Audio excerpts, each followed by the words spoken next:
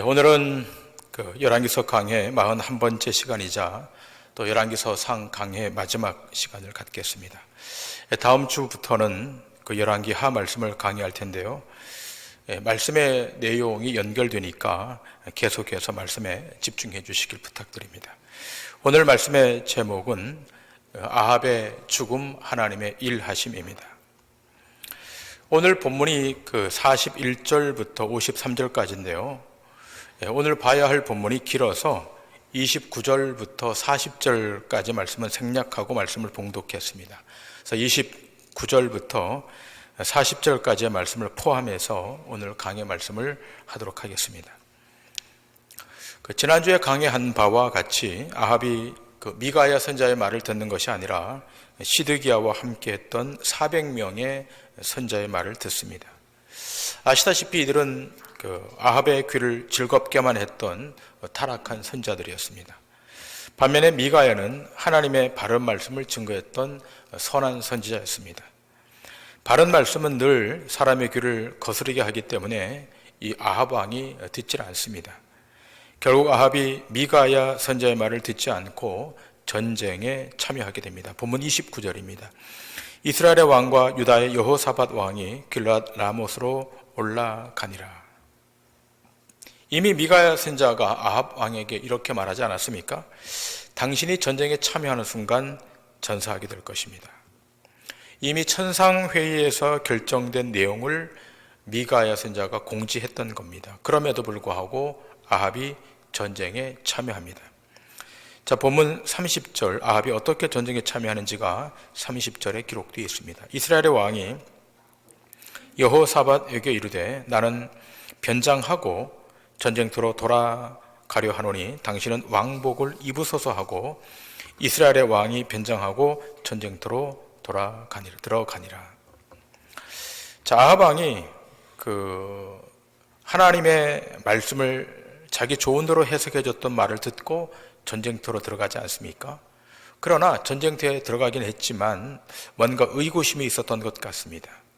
미가야 선자의 말을 무시하고 싶었지만 그 말에 일말에 두려움이 있었습니다. 그래서 자기가 입고 있던 왕복을 여호사밧 왕에게 입으라 그러고 자신은 변장하고 이 전쟁터에 참여합니다. 여호사밧이 할 수 없이 왕복을 입었지만 아합의 이런 행위에 거절을 못해요. 혈연 관계일 뿐만 아니라 또 국가의 힘도 북이스라엘이 월등히 셌던 시절이었기 때문에 아합의 말을 거절하지 못하고 아합의 왕복을 여호사밧 왕이 대신 입고 전쟁에 참여합니다. 자, 그런데 희한한 일이 여기 일어나고 있지 않습니까? 31절 이하의 말씀입니다. 아람 왕이 그의 병거의 지휘관 32명에게 명하여 이르기를 너희는 작은 자나 큰 자와 더불어 싸우지 말고 오직 이스라엘 왕과 싸우라 한지라. 병거의 지휘관들이 여호사밧을 보고 그들이 이르되 이가 틀림없이 이스라엘의 왕이라 하고 돌이켜 그와 싸우려 한즉 여호사밧이 소리를 지르는지라. 병거의 지휘관들이 그가 이스라엘의 왕이 아님을 보고 쫓기를 그치고 돌이켰더라. 자, 오늘 본문 31절에 아람 왕이 어떤 명령을 내리는가 하면 오직 이스라엘의 왕과만 싸우라. 다른 병사들하고 싸우지 말고 오직 이스라엘 왕 아합 왕과만 싸우라. 그리고 지휘관 32명에게 명령을 하더랍니다. 아시다시피 병거는 당시 고대 전쟁에 가장 강력한 전투 병기입니다. 그러니까 병거의 32명에게 이 명령을 내렸다고 하는 것은 이스라엘 왕만 잡으면 되겠다는 계산이 있었을 것입니다. 아합 왕의 군사력이 대단했기 때문에 아합 왕 하나만 잡으면 전세가 기울어진다고 판단했던 것입니다. 자, 그런데 아합 왕의 왕복을 누가 입고 있었습니까? 여호사밧 왕이 입고 있으니까 확인해 보니까 아합 왕이 아닌 겁니다. 결국 아람 군대는 뒤로 이제 빠지게 되죠. 근데 놀라운 것은 이런 아람 왕의 강력한 공격에 의해서 이 아합이 전사되는 것이 아니라 어느 무명 병사가 무심코 쏜 화살에 의해서 아합이 죽임을 당합니다. 그 내용이 34절, 35절에 기술되어 있습니다. 한 사람이 무심코 활을 당겨 이스라엘 왕의 갑옷 솔기를 마친지라. 왕이 그 병거 모는 자에게 이르되 내가 부상하였으니 네 손을 돌려 내가 전쟁터에서 나가게 하라 하였으나 이날에 전쟁이 맹렬하였으므로 왕이 병거 가운데 붙들려 서서 아람 사람을 막다가 저녁에 이르러 죽었는데 상처에 피가 흘러 병거 바닥에 고였더라. 자, 어떤 한 무명의 병사가 무심코 화살을 당긴 거예요. 자, 성경은 무심코라고 되어 있지 않습니까? 그러니까 전에 우리가 봤던 그 개역 성경에는 우연이라고 되어 있습니다. 무심코나 우연이나 어떤 말이든 간에 한 병사가 활을 쐈는데 아합을 노리고 쏜 것은 아니겠죠. 그냥 쏜 것일 겁니다. 자, 그런데 그 화살이 아합의 갑옷을 뚫고 들어오는 겁니다. 갑옷 솔기 사이로 파고 들어와서 꽂히는 거예요. 그 부상을 입었습니다. 근데 부상을 입었으면 퇴로를 열고 뒤로 나가면 되는데 오늘 본문에 기술된 바와 같이 그날의 전쟁이 맹렬했기 때문에 뒤로 갈 수가 없었다는 거예요. 자, 그런데 중요한 내용이 있습니다. 이렇게 된 일이 우연히 일어난 일이 아니라 하나님의 심판 가운데 진행됐다는 것입니다. 여러분, 참새 한 마리도 그냥 떨어지지 않는 것처럼 우연히 또는 무심코 일어나는 일조차도 하나님의 일하심에 종속되는 것입니다. 이것을 신학적으로 하나님의 절대 주권이라고 합니다. 역사의 중차대한 일은 하나님의 주권하에, 하나님의 의지하에 이루어진다는 것을 기억하셔야 됩니다. 자, 오늘 본문 36절을 보시겠습니다. 자, 그 하나님의 주권적 의지가 어떻게 성취되어 가는가? 36절의 말씀. 해가 진녘에 진중에서 외치는 소리가 있어 이르되 각기 성읍으로 또는 각기 본향으로 가라 하더라. 전투가 맹렬해서 이제 저녁이 되었어요. 그때 뭐라 그러는가 하면 각기 성읍으로 각기 본향으로 돌아가라, 이렇게 명령이 떨어졌습니다. 자, 이 말씀은 여기만 기록된 것이 아니라 이미 미가야 선지자가 예언했던 말씀이 여기서 성취되는 차원입니다. 열왕기상 22장 17절에 이 말씀이 먼저 이렇게 기술되어 있지 않습니까? 17절, 그가 이르되 내가 보니 온 이스라엘이 목자 없는 양같이 산에 흩어졌는데 여호와의 말씀이 이 무리에게 주인이 없으니 각각 평안히 자기 집으로 돌아갈 것이니라 하셨나이다. 자, 17절에 기록된 이 말씀이 자, 지금 본문 36절에 와서 동일하게 이루어지고 있는 거예요. 자, 이 말씀뿐만 아니라 37절, 38절의 이 말씀도 열왕기상 21장 19절에서 말씀이 성취되는 차원에서 기록되어 있습니다. 자, 37절과 38절의 말씀을 보시겠습니다. 왕이 이미 죽음에, 자, 이 왕은 아합 왕이죠. 왕이 이미 죽음에 그의 시체를 메어 사마리아에 이르러 왕을 사마리아에 장사하니라. 그 병거를 사마리아 못에서 씻음에 개들이 그의 피를 핥았으니 여호와께서 하신 말씀과 같이 되었더라. 거기는 창기들이 목욕하는 곳이었더라. 자, 아합 왕이 죽었어요. 그리고 그 병거가 사마리아 못에 있는데 개들이 와서 그 병거의 피를 핥는 거예요. 자, 이 말씀이 어디에 먼저 기술되어 있는가 하면 열왕기상 21장 19절에 엘리야 선지자가 나봇의 포도원을 취하러 가려고 했던 아합에게 던졌던 그 말씀이 그대로 이루어지는 차원입니다. 열왕기상 21장 19절, 너는 그에게 말하여 이르기를 여호와의 말씀이 네가 죽이고 또 빼앗았냐고 하셨다 하고 또 그에게 이르기를 여호와의 말씀이 개들이 나봇의 피를 핥는 곳에서 개들이 내 피 곧 내 몸의 피도 핥으리라 하였다 하라. 열왕기상 21장에 예언되었던 말씀, 여러분 아시다시피 아합이 나봇의 포도원을 빼앗지 않습니까? 그 빼앗아서 그 나봇의 포도원을 취할 때 엘리야가 뭐라 그러는가 하면 여호와의 말씀이 개들이 나봇의 피를 핥은 곳에서 개들이 내 피, 내 몸의 피도 핥으리라 하셨던 이 말씀이 오늘 본문에 와서 성취되고 있는 거예요. 하나님의 말씀은 한번 선포되면 취소가 되지 않습니다. 그 말씀은 그대로 이루어지고 완성되는 것입니다.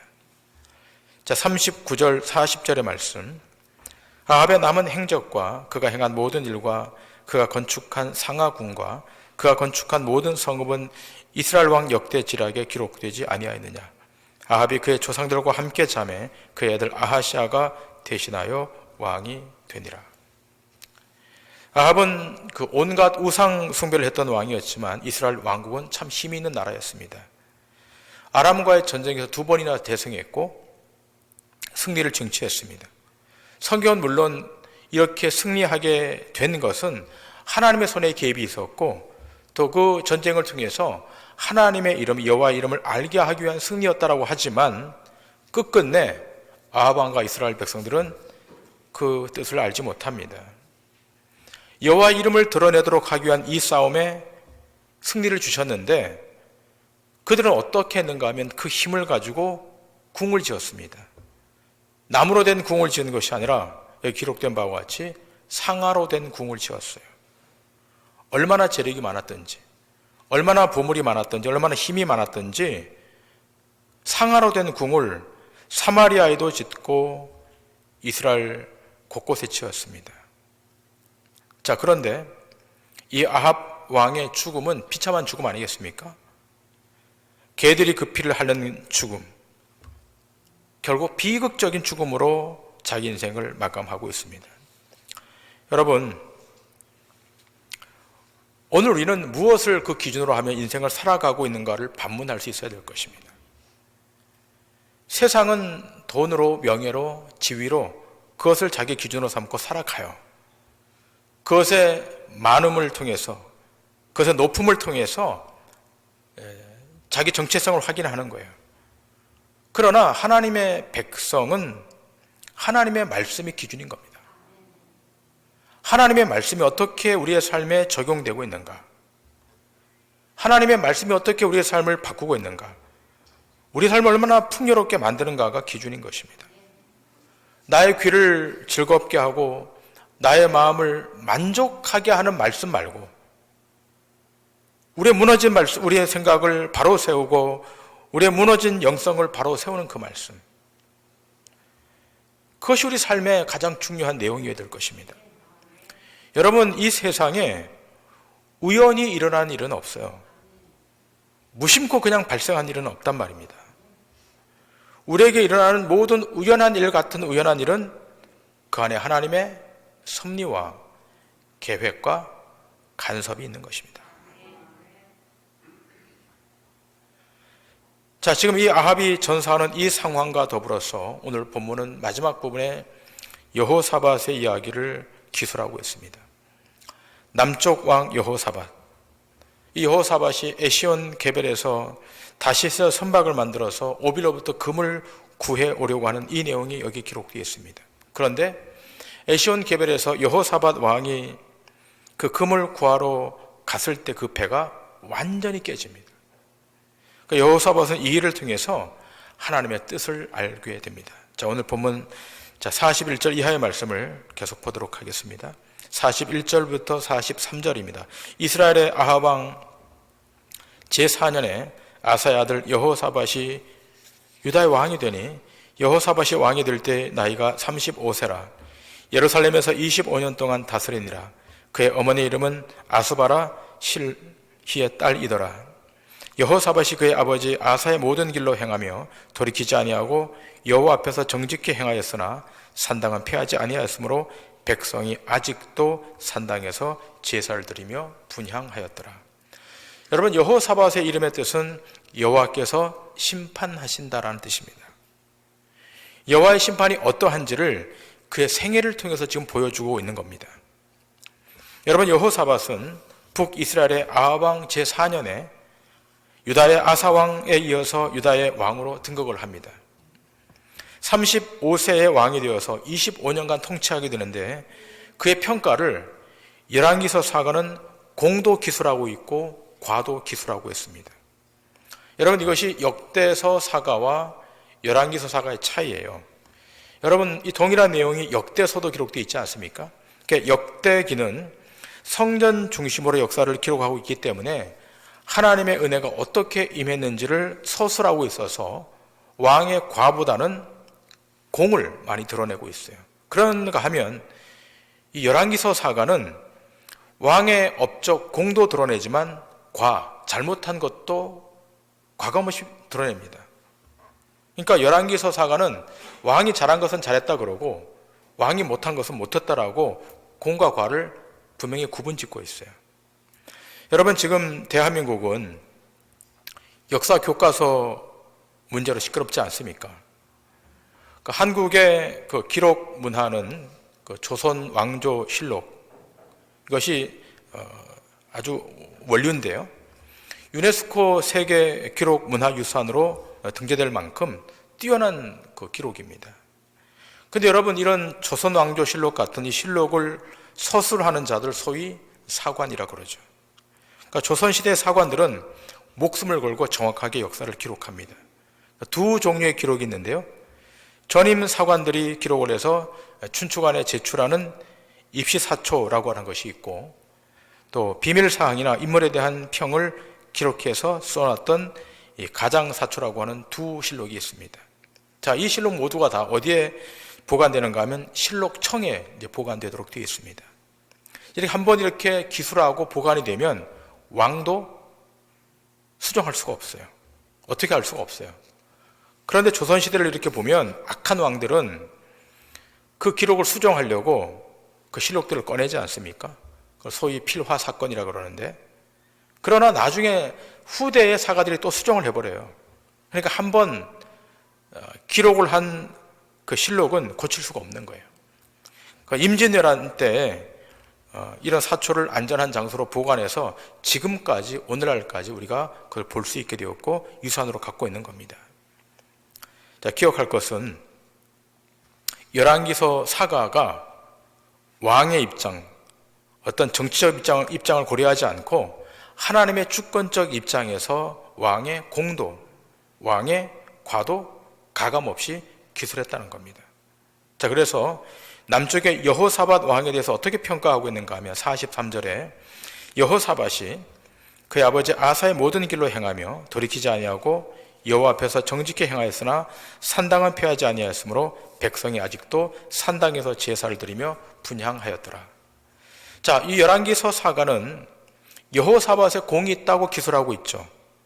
여호사밧이 자기 아버지 아사의 모든 길로 행했고 여호와 앞에서 정직히 행했다. 이건 공일 거예요. 그러나 과도 잘못한 것도 언급하고 있지 않습니까? 산당은 피하지 아니하였으므로 백성이 아직도 산당에서 제사를 드리며 분향하였더라. 그러니까 지금 열왕기서 사가는 왕의 잘한 것도 평가하고 못한 것도 평가하는 거예요. 자, 그러면 여호사밧의 부친이었던 아사 왕의 행적은 어떠했는가? 열왕기상 15장 11절 이하 이렇게 기록되어 있습니다. 아사가 그의 조상 다윗과 같이 여호와 보시기에 정직하게 행하여 남색하는 자를 그 땅에서 쫓아내고 그의 조상들이 지은 모든 우상을 없애고 또 그의 어머니 마아가가 혐오스러운 아세라 상을 만들었으므로 태후의 위를 폐하고 그 우상을 찍어 기드론 시냇가에서 불살랐으니 다만 산당은 없애지 아니하니라. 그러나 아사의 마음이 일평생 여호와 앞에 온전하였으며 그가 그의 아버지가 성별한 것과 자기가 성별한 것을 여호와의 성전에 받들어 드렸으니 곧 은과 금과 그릇들이더라. 아사와 이스라엘 왕 바아사 사이에 일생 동안 전쟁이 있으니라. 자, 지금 여호사밧과 그의 아버지 아사의 행적이 참 비슷해요. 자, 22장, 열왕기상 22장 45절 46절에 이렇게 기록되어 있죠. 여호사밧의 남은 사적과 그가 부린 권세와 그가 어떻게 전쟁하였는지는 다 유다왕 역대지락에 기록되지 아니하였느냐. 그가 그의 아버지 아사의 시대에 남아있던 남색하는 자들을 그 땅에서 쫓아내었더라.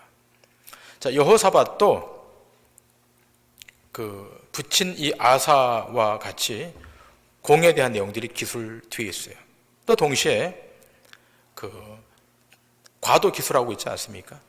자, 그런데 여기 여호사밧 왕과 그의 부친 아사 왕의 다른 면이 딱 하나 있습니다. 열왕기상 15장 16절에 보면 아사 왕이 이렇게 하죠. 아사와 이스라엘 왕 바아사 사이에 일생 동안 전쟁이 있으니라. 자, 그의 부친은 이스라엘 왕, 북이스라엘 왕 바아사와 끊임없이 전쟁을 치렀죠. 자, 그런데 오늘 본문 44절에 여호사밧은 어떻게 했는가? 여호사밧이 이스라엘의 왕과 더불어 화평하니라. 자, 그의 부친은 일생 동안 전쟁을 치렀는데 여호사밧은 이스라엘 왕과 화평했다. 언뜻 보면 여호사밧이 괜찮다, 전쟁하지 않고. 그런데 여러분, 이 평화는 정치적 평화였습니다. 북이스라엘의 왕들은 악한 왕이었습니다. 우상을 숭배하는 왕들이었습니다. 여호사밧이 이스라엘 왕과 이렇게 왜 화평했는가? 지난주에 말씀드린 대로 여호사밧의 아들과 아합의 딸이 결혼을 하지 않습니까? 그 사돈 관계예요. 그리고 북이스라엘이 세력이 대단히 강해져 있기 때문에 화평할 수밖에 없었습니다. 정치적 화평이에요. 신자의 화평은 정치적 평화가 아니라 샬롬입니다. 하나님이 주신 평화이어야 되는 겁니다. 그래서 하나님 보시기에 이 평화는 잘못된 평화예요. 그래서 하나님이 이 관계를 깹니다. 여러분, 이 말씀을 들을 때 신약 성경에 어떤 말씀이 떠오릅니까? 마태복음 10장 34절의 말씀. 내가 세상에 화평을 주러 온 줄로 생각하지 말라. 화평이 아니요 검을 주러 왔노라. 여러분, 하나님의 백성이 온전하지 않은 관계에 얽혀 있다면 하나님이 어떻게 해요? 분리해내십니다. 하나님의 백성이 관계하지 말아야 될 관계 속에 놓여 있으면 하나님이 끄집어내시는 거예요. 이 사건이 오늘 47절 이하에 기록되어 있습니다. 그때에 에돔에는 왕이 없고 섭정 왕이 있었더라. 여호사밧이 다시스의 선박을 제조하고 오빌로 금을 구하러 보내려 하였더니 그 배가 에시온 게벨에서 파선하였으므로 가지 못하게 되매 아합의 아들 아하시아가 여호사밧에게 이르되 내 종으로 당신의 종과 함께 배에 가게 하라 하나 여호사밧이 허락하지 아니하였더라. 자, 여호사밧이 그 선박을 구해오지 않습니까? 그 옛날 솔로몬이 에시온 게벨에서 선단을 보내서 금과 은을 구해왔던 것처럼 여호사밧도 그의 선조가 했던 그 방식으로 선단을 꾸려요. 그래서 배를 보냅니다. 그런데 에시온 게벨에서 이 배가 파손돼요. 자, 이렇게 되니까 북이스라엘의 왕 아하시아가 여호사밧에게 뭐라 그런가 하면 내 종과 당신의 종을 다시 한 번 더 보내십시다. 그때 여호사밧이 거절합니다. 그 전에는 함께 화평했는데 좋은 관계였는데 이번 이 일을 통해서 여호사밧이 아하시아 왕과 관계를 깹니다. 화평하지 않기로 결정합니다. 여러분 생각해 보세요.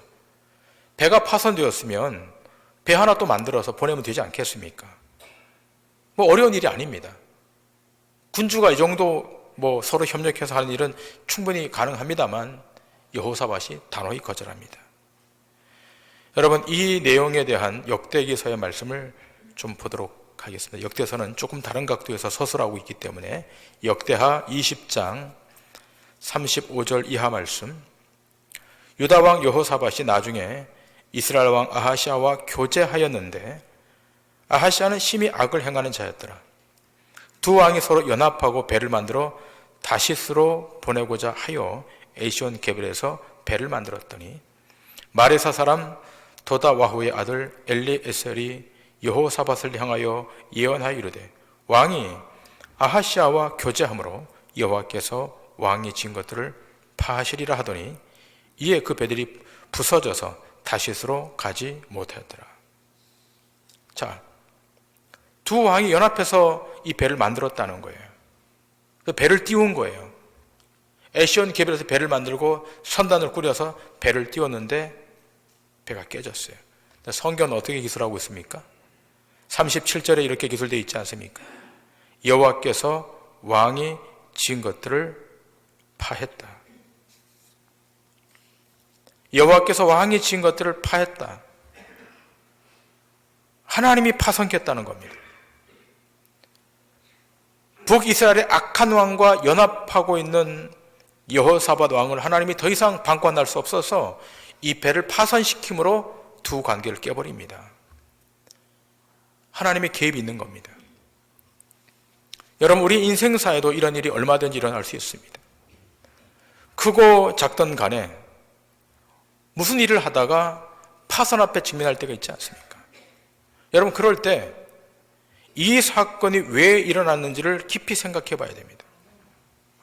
내가 무엇을 위해서, 내가 무엇 때문에 그 사람과 그 단체와 연관되어서 이 일을 하고 있는가를 생각하셔야 돼요. 결국 그 안에 욕심이 있다면, 그 안에 인간적인 욕망이 놓여 있다면 하나님의 백성이라면 파선되는 거예요. 그리고 파선되는 것이 복이에요. 끝까지 가면 파멸입니다. 신자에게는 때로 단절이 필요한 거예요. 여호사밧과 아하시아 왕 연합했지만 하나님이 깨는 거예요. 그 깨서 어떻게 해요? 하나님이 선택한 왕은 하나님 쪽으로 이동시키는 겁니다. 여러분, 단절을 하게 되면 손실이 있을 수 있어요. 손해가 있을 수 있습니다. 그럼에도 불구하고 감수하셔야 됩니다. 아까 말씀드린 대로 여호사밧의 이름이 뭐라고 그랬습니까? 여호와께서 심판하신다. 심판하는 거예요, 하나님이. 악과의 연합을 하나님이 끊는 겁니다. 여러분의 인생에 승리가 필요하십니까? 여러분의 인생에 부요함이 필요하십니까? 원치 않는 관계에 얽혀있다면 끊으셔야 돼요. 단절하셔야 돼요. 냉혹하리만큼 끊으셔야 됩니다. 안 끊으면 끝까지 우리의 발목을 잡고 우리 인생을 무너뜨릴 겁니다. 열왕기서 사가는 오늘 50절 이하 이렇게 기술하고 있지 않습니까? 여호사밧이 그의 조상들과 함께 참해 그의 조상 다윗성에 그의 조상들과 함께 장사되고 그의 아들 여호람이 대신하여 왕이 되니라. 유다 여호사밧 왕 제17년에 아합의 아들 아하시아가 사마리아에서 이스라엘의 왕이 되어 2년 동안 이스라엘을 다스리니라. 그가 여호와 앞에서 악을 행하여 그의 아버지의 길과 그의 어머니의 길과 이스라엘에게 범죄하게 한 느밧의 아들 여로보암의 길로 행하며 바알을 섬겨 그에게 예배하여 이스라엘 하나님 여호와를 노하시게 하기를 그의 아버지의 온갖 행위같이 하였더라. 여호사밧이 죽었습니다. 파선은 당했지만 아하시아와의 연대를 끊고 그의 조상 다윗의 성으로 돌아갔습니다. 그런데요, 이렇게 끊어진 북이스라엘은 어떻게 됩니까? 끊임없이 우상을 숭배합니다. 끊임없이 바알의 길을 가게 되고 여로보암의 길을 걷습니다. 여러분, 오늘 우리는 누구와 동행하고 있는지를 봐야 됩니다. 그 동행하는 사람을 통해서 우리 삶에 환란이 오고 위기가 오고 파선하는 일이 있다면 반드시 기억하셔야 됩니다. 거기에 하나님의 역사하심, 하나님의 개입하심이 있음을 인지하셔야 됩니다. 어떤 원치 않은 관계 속에 직면했을 때 단호한 단절이 있어야 됩니다. 우리가 때로 끊을 것을 끊어내지 못하다가 회복 불능의 상태에 직면할 때가 많지 않습니까? 그때 그 관계를, 그때 그 상황을, 그때 그 조건을 단호히 거절했었더라면 지금 이러지 않았을 텐데 그런 일들이 있지 않습니까? 여러분, 우리는 이 아합의 죽음을 통해서 여호사밧의 배가 파손됨을 통해서 하나님이 우리에게 보내시는 신호를 감지할 수 있어야 됩니다. 우리가 말씀을 왜 듣습니까?